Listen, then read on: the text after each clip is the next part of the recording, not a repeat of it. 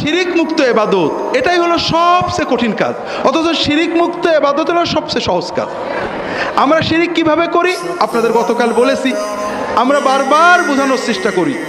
আমাদের কলবের ভিতরে নির্ভরতা, ইবাদত, চাওয়া পাওয়ার জায়গায় আল্লাহ ছাড়া কেউ থাকবে না। আর এখানে কেউ ঢুকলেই শিরিক হয়ে যাবে।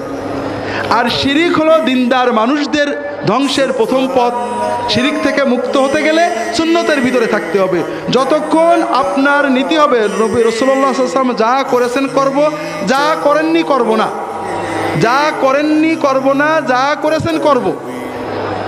দুনিয়ায় যে যা করুক কারোর সাথে আমার ঝগড়া নেই, সবাই ভালো সবাই মন্দ যা হয় হোক, আমি আমার নবীজিকে নিয়ে থাকবো। রাসূলুল্লাহ সাল্লাল্লাহু আলাইহি ওয়াসাল্লাম যে কাজ করেছেন তাই করব, যে কাজ করেননি করব না, যে কথা বলেছেন বলবো, যে কথা বলেননি বলবো না, যে বলে বলুক।